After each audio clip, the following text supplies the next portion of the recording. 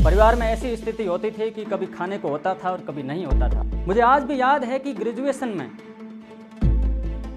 मुझे अपना पेट पालने के लिए 10-10 लोगों के खाना बनाना पड़ता था, फिर भी डटा रहा, मेहनत करता रहा और जो भी कंपटीशन एग्ज़ाम आते रहे फॉर्म भरता रहा। मैंने बैंक पीओ से लेकर एसएससी तक कुल 21 एग्ज़ाम दिए, 21 यानी 21, और सभी एग्ज़ाम में लगातार फेल। इसके लिए भी कई बार गालियाँ भी खानी पड़ी, लेकिन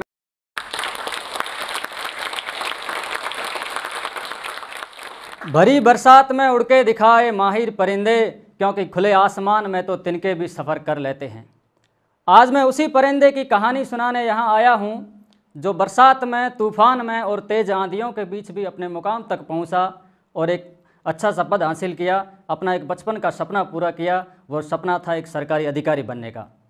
नमस्कार मित्रों, मेरा नाम गिरधर सिंह रांदा है और मैं एक विलेज डेवलपमेंट ऑफिसर हूँ। मेरी कहानी की शुरुआत करें तो मेरी कहानी शुरू होती है भारत पाकिस्तान के बॉर्डर पर बसे हुए राजस्थान के बाड़मेर ज़िले के एक छोटे से गांव ऊंडखा से, जहां पर मेरे घर के नाम पर एक छोटी सी झोंपड़ी हुआ करती थी। पिताजी को शराब पीने की आदत थी और बड़ा भाई दोनों पैरों से विकलांग था। परिवार में ऐसी स्थिति होती थी कि कभी खाने को होता था और कभी नहीं होता था। कभी ऐसे भी दिन आते थे जब लाल मिर्च को कूटकर उसमें नमक और पानी मिलाकर उसमें से रोटी डुबोकर खाना पड़ता था। यानी मेरा बचपन बहुत अभावों में बीता। पढ़ाई के लिए भी संघर्ष करना पड़ता था, अपनी आवश्यकता की चीज़ें खुद जुटानी पड़ती थी।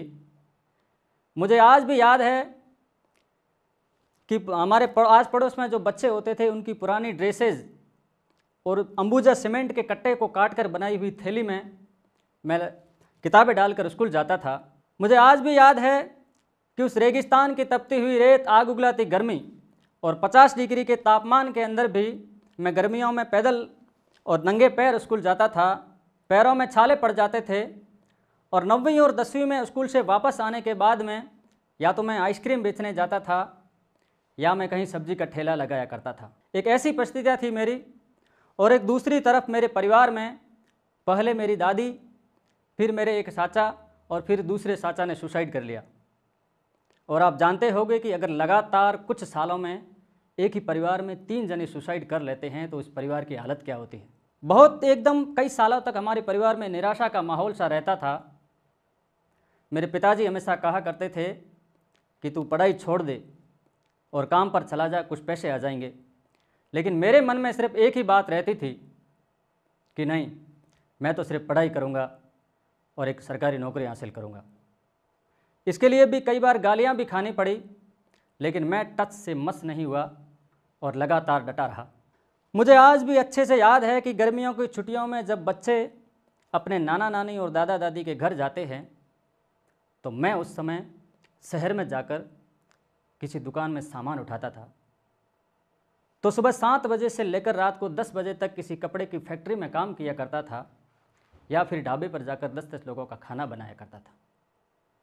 लेकिन इसके बावजूद भी मैं पढ़ता रहा, मैं लगातार मेहनत करता रहा। 10वीं 12वीं और ग्रेजुएशन लेवल की जो भी एग्ज़ाम आते थे मैंने एग्ज़ाम फाइट किए, लेकिन हर बार फेल। इस बीच एक और घटना घटी। मेरा जो बड़ा भाई विकलांग था उसने सुसाइड कर लिया।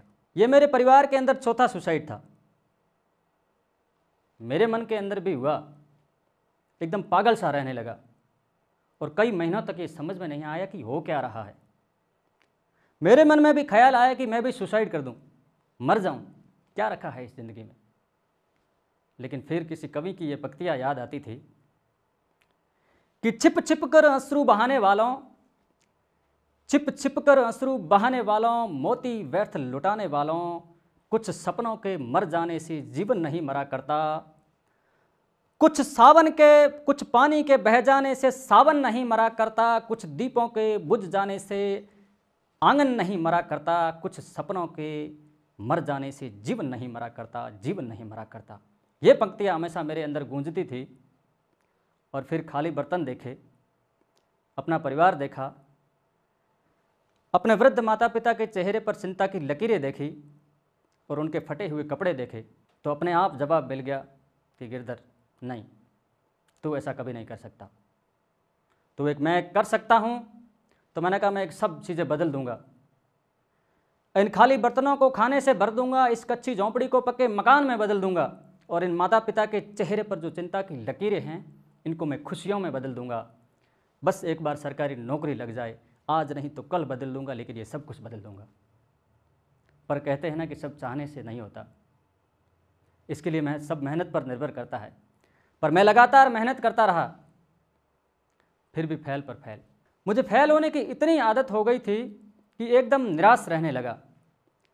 मुझे लगने लगा था कि मेरी ज़िंदगी कपड़े की फैक्ट्री में या फिर दूसरे लोगों का खाना बनाने में ही गुजर जाएगी और मैं ज़िंदगी भर यही करता रहूँगा। लेकिन कभी मन में ख्याल आता था कि नहीं, तो कुछ करके दिखा। मुझे आज भी याद है कि ग्रेजुएशन में मुझे अपना पेट पालने के लिए 10-10 लोगों के खाना बनाना पड़ता था।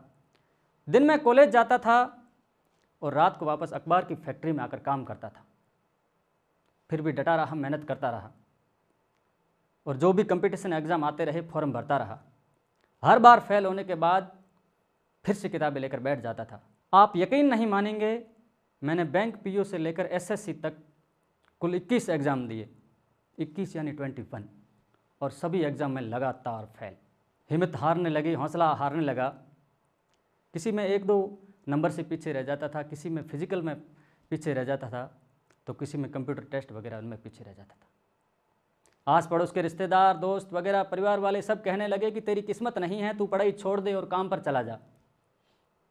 लेकिन मेरे मन में हमेशा एक ही भावना आती थी, एक ख्याल आता था कि जब रेलवे स्टेशन पर चाय बेचने वाले नरेंद्र मोदी देश के प्रधानमंत्री बन सकते हैं, एक छप्पर वाले घर में रहने वाले रामनाथ कोविंद जब देश के राष्ट्रपति बन सकते हैं, अखबार के बंडल उठाने वाले अब्दुल कलाम जब देश के राष्ट्रपति बन सकते हैं, जिनके माँ बाप का बचपन में कत्ल हो गया ऐसे मिल्खा सिंह जब देश के लिए कॉमनवेल्थ गेम्स में गोल्ड मेडल जीत सकते हैं, तो मैं क्यों नहीं कर सकता। मैं भी मेहनत करूंगा और मैं भी पढ़ूंगा और मैं भी हासिल करूंगा। मन में ये ख्याल आता था, रख हौसला वो मंजर भी आएगा, प्यासे के पास चलकर स्वयं समंदर भी आएगा, थक कर ना बैठे मंजिल के मुसाफिर, तुझे मंजिल भी मिलेगी और मिलने का मज़ा भी आएगा।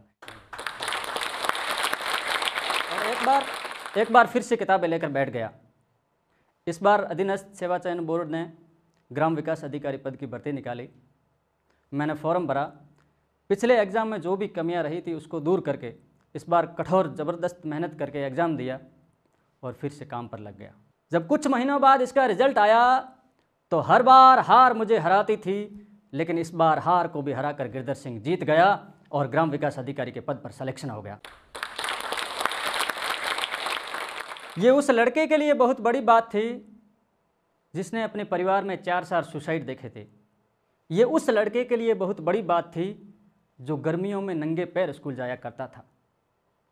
ये उस लड़के के लिए बड़ी बात थी जिसने अपनी ज़िंदगी को किताबों और कपड़े की फैक्ट्री के बीच में काटा था। वाकई कमाल हो गया।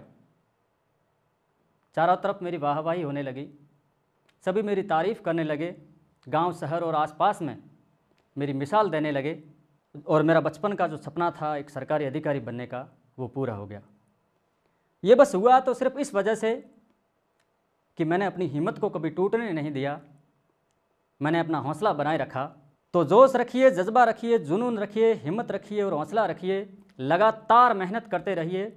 आपके बाहर की परिस्थितियाँ चाहे कैसी भी हो, कोई मायना नहीं रखता, लेकिन जब तक आपके अंदर की आग जिंदा है तब तक दुनिया की कोई ताकत आपको आगे बढ़ने से नहीं रोक सकती।